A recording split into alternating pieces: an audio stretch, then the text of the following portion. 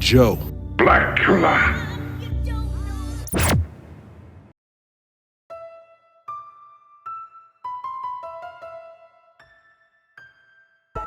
All right, here we go. So it's my honor and privilege. We got a special guest in the building. Stand up, Dr. Wesley. Joining me in the studio today, That's right. Dr. Wesley Muhammad. Brother Wesley Muhammad. Dr. Wesley, how are you today? Good morning, Brother sir. Wesley Good morning, Muhammad. Black God. What is your official title? Tell them who you are. Student minister, Brother Dr. Wesley Muhammad in the Nation of Islam.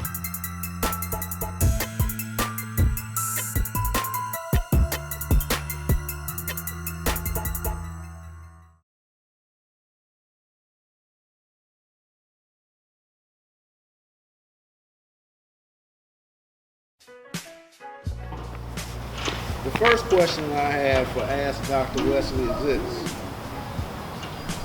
Is there really a feminization of black men?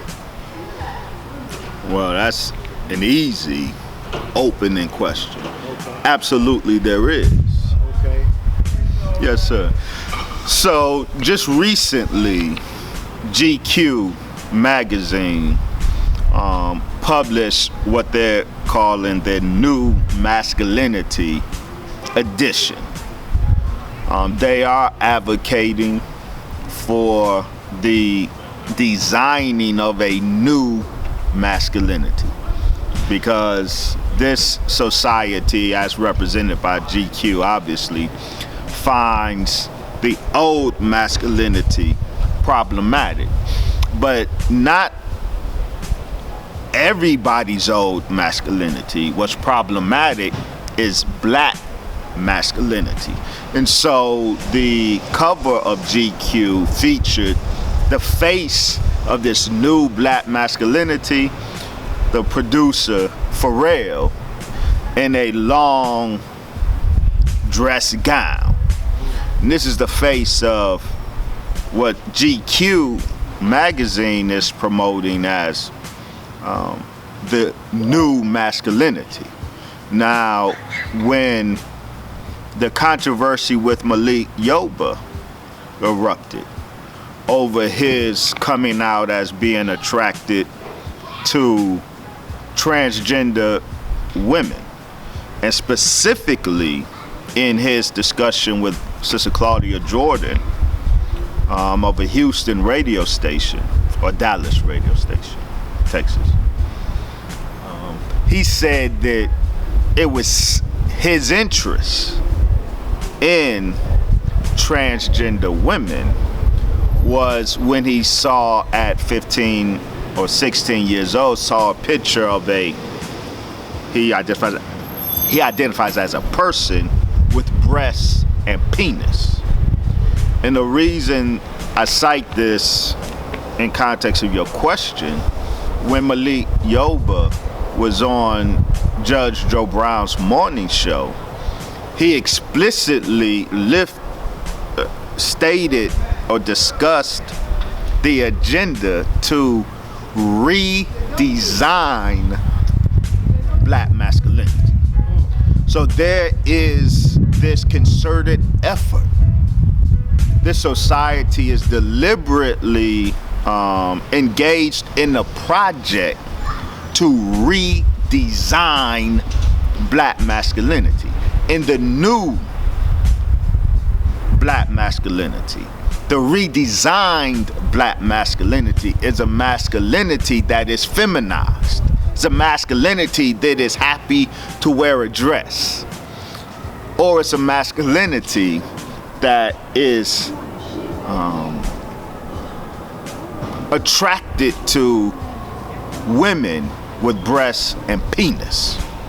So these are just the most recent indicators of a process that really began from the government in the 70s under the Nixon administration. The Nixon administration, President Richard Nixon, ushered in the deliberate attempt to feminize the black male.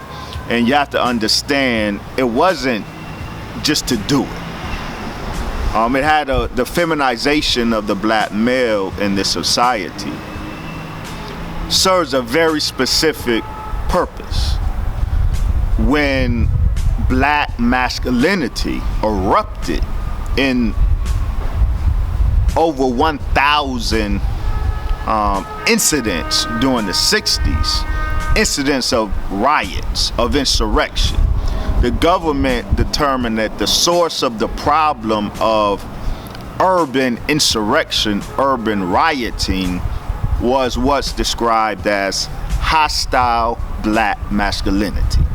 So black masculinity, on the heels of the riots, the government did two things. It not only criminalized black masculinity, but it pathologized black masculinity, meaning black masculinity that will rise up against white supremacy. It's not only a crime to be handled with arrest and imprisonment, but it's also a mental health disease. And as a medical condition, if black masculinity is the medical disease from the government's perspective, medical health is black femininity. And this is the basis of the government's efforts from the Nixon administration to today, the Trump administration, and every administration in between, unfortunately, including the Obama administration, all have operated with this objective of curing the problem, the social problem of black male or black masculine hostility.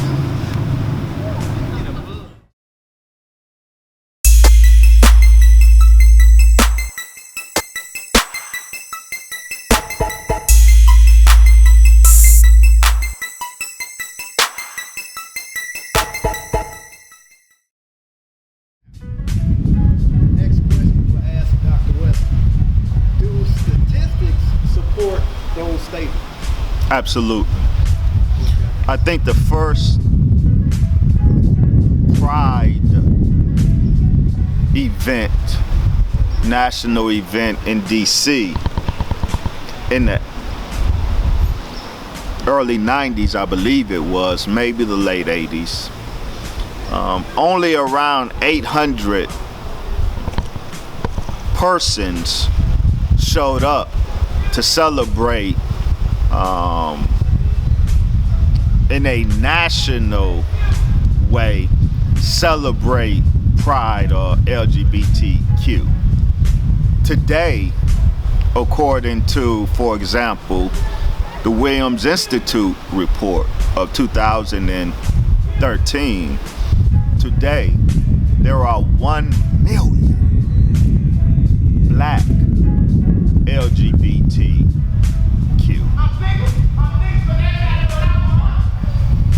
1 million.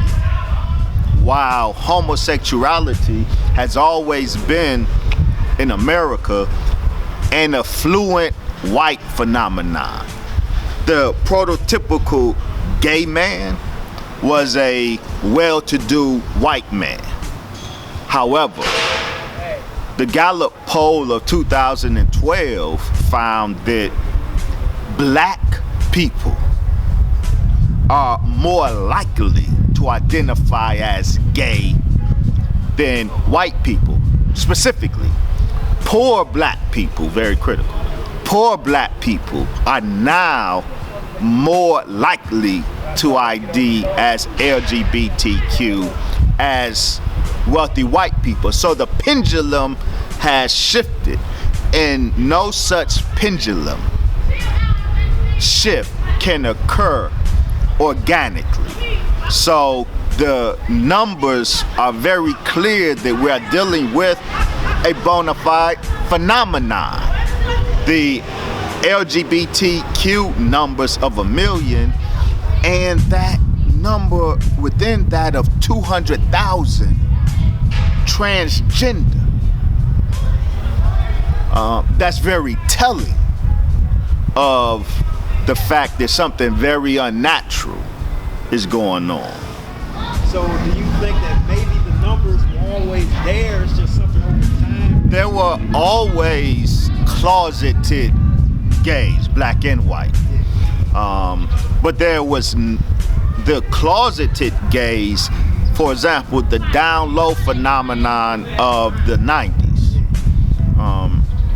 In my upcoming book, Volume 2 of Understanding the Assault on the Black Man, we've traced the origin of the down low phenomenon of the 90s, which of course this younger generation may not be aware.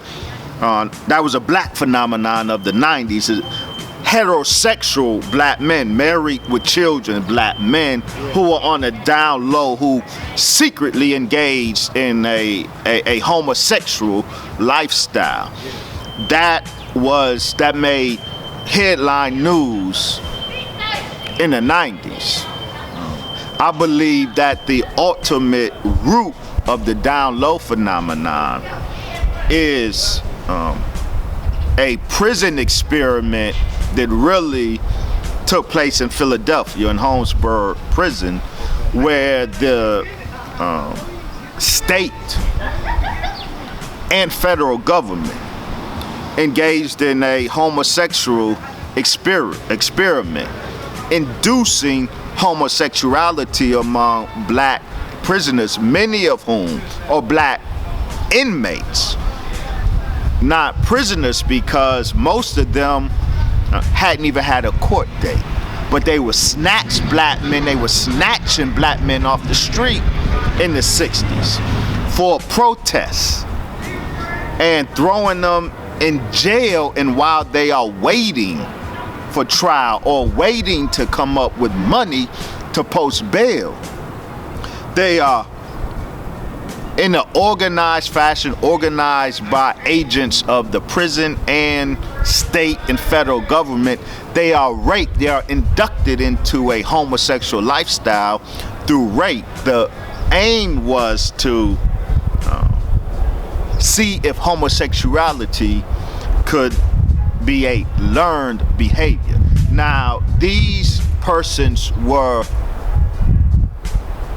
let back into society, and they tracked these persons and found that those who were the victims of the rape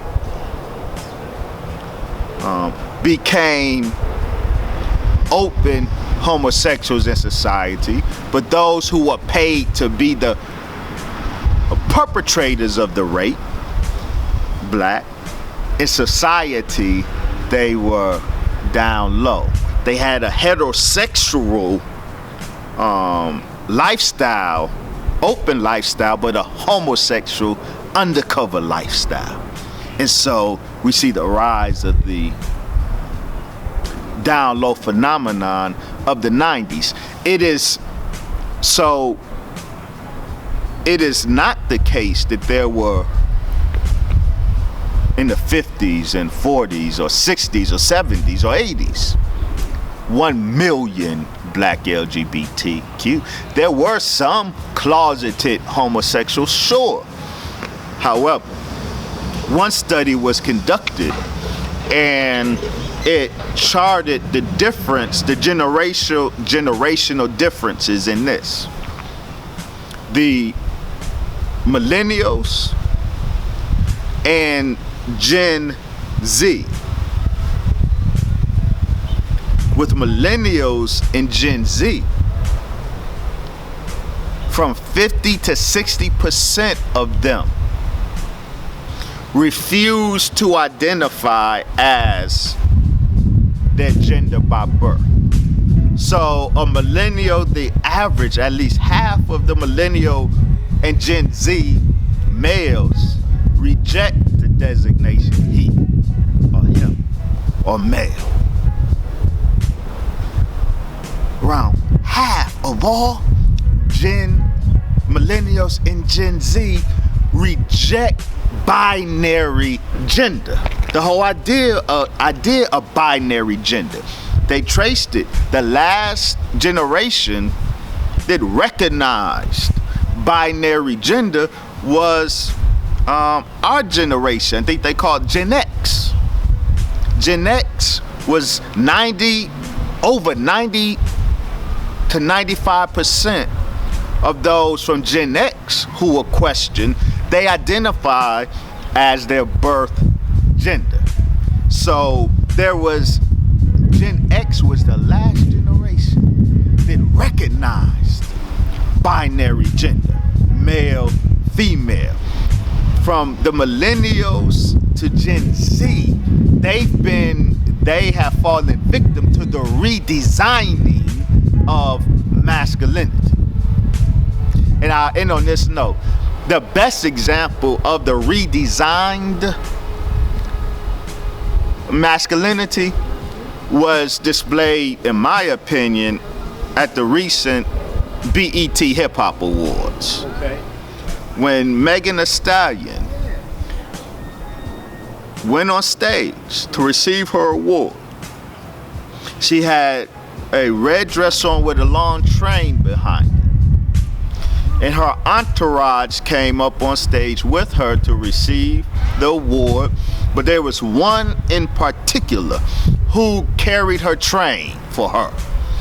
And this individual was very wow, because it was a big, robustly built man, clearly, had on a dress almost exactly like Megan, but had long hair. The dress had the chest out like Megan, clearly dressed like a female. However, this wasn't a typical transgender, because a transgender woman is a man who desires to present himself as a woman. That's not what this was, because this one had the full mustache. He showed his masculine robustity. And so we weren't looking at just a transgender, we were looking at what they are now calling gender fluidity, where you look at somebody and you don't know what the hell you're looking at. And that clearly, to me, was the aim or objective of this brother, who presented himself as a hermaphrodite. Not transgender, as a hermaphrodite, one who exemplifies both male and female characteristics. So this is an illustration of the redesigning of black masculinity that is a recent phenomenon. That does not go back, even if we take into account the closeted homosexuals, even when we take into account the down low movement, which was always overinflated by the media for propagandistic reasons. But even when we take that into account, none of that can offer us context for the phenomenon that we are now witnessing of 1 million black LGBTQ today, 200,000 black transgender, and half of our children, 30 and under, refuse to identify as male or female. That's new.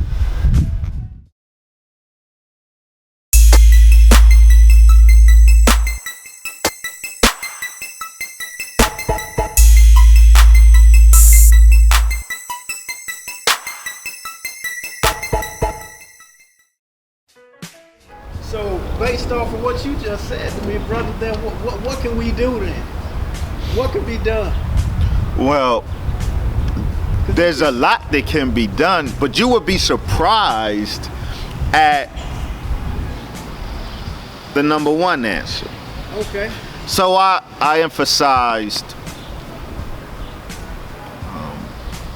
the 2012 Gallup poll that indicated that not just black people, but it's poor black people that now are more inclined to identify as LGBTQ than white people.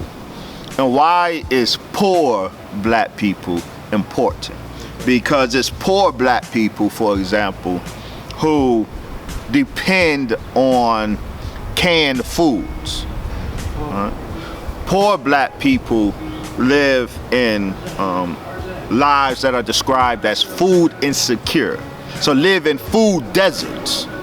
Characteristic of food deserts are fast food restaurants and food banks. Both fast food restaurants and food banks are major sources for the chemical assault against Black America. Chemical assault that produces the feminization phenomenon. It is from fast food restaurants that densely populate poor black communities. There is no areas in the United States more densely populated with fast food restaurants than poor black communities. And why is that important? Because the fast food restaurants, in the food and in the packaging, is contaminated with these gender-bending chemicals such as phthalates and BPA, so our children walk around with a high body burden of these gender-bending chemicals higher than any other group or demographic in the United States. Because in the main source of these gender-bending chemicals is the food we eat, primarily the fast food that we eat and the canned food that we avail ourselves to from the food banks. So what can we do? We eat better.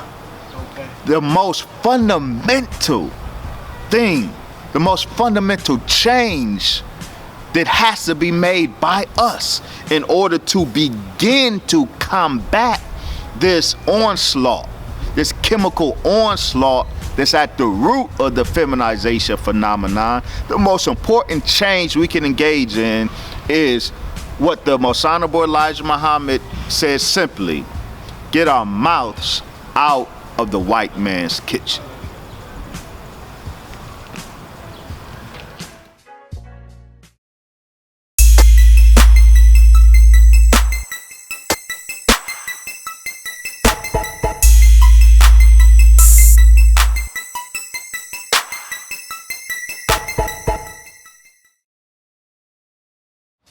Yeah, so I think within the phenomenon that we're witnessing, right, this feminization phenomenon, and because now we have to attach to that, it's not just about the feminization of black men, it's also the masculinization of black women. There's a total communal gender neutering that's going on, emanating from the highest levels of society. A total gender neutering, feminization of black men and masculinization of black women. So young M.A. is just one of a whole cadre of, I guess what they call butch rappers today. That's like a phenomenon. So in this phenomenon, there are multiple things going on.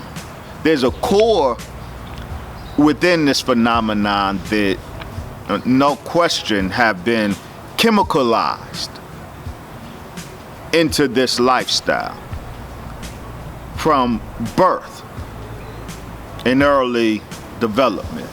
But there's also a core within this phenomenon that have been propagandized into the lifestyle because they've made gay very trendy today.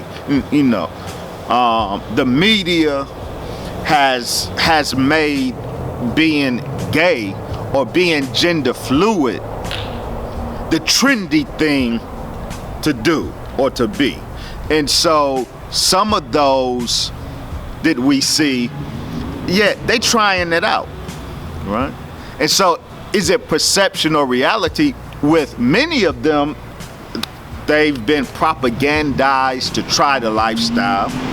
and found that they really ain't about that life. And so we hear a lot about transgenders, for example, who have begun the process of transitioning and now regret it, right? Now they want to return to their birth sex. So yes, there's a core that's genuinely scientifically produced, but there's a core also that they just trying this trend out because society is doing everything it can to make homosexuality the new normal, such that being heterosexual, certainly publicly proclaiming that you're straight, is an insult, a societal insult. So you can and should be proudly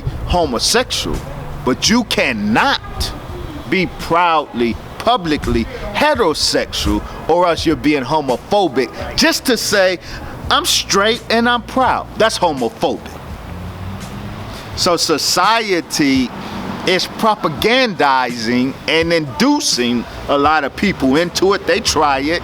Is it real? Nah, not with a lot of them. They find out they really ain't about that life. So yes, there's reality and perception going on here.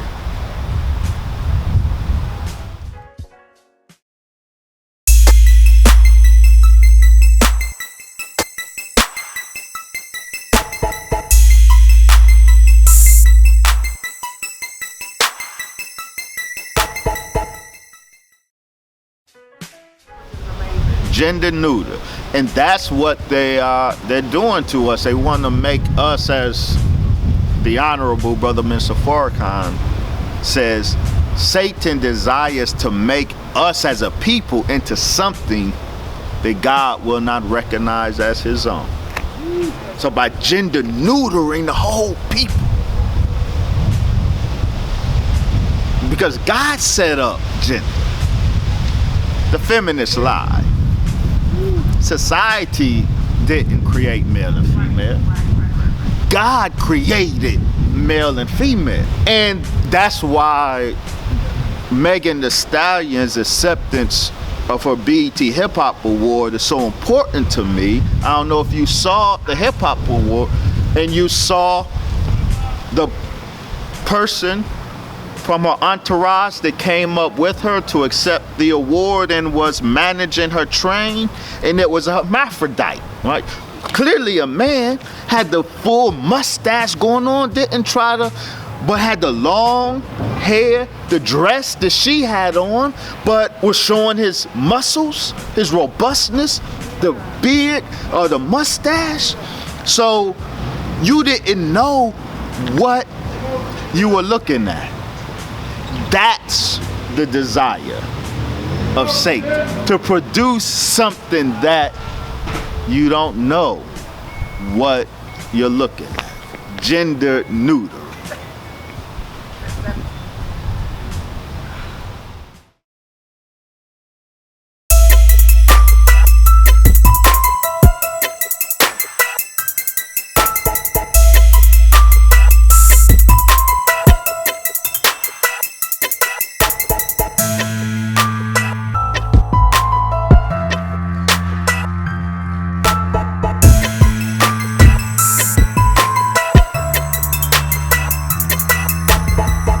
Assalamu alaikum.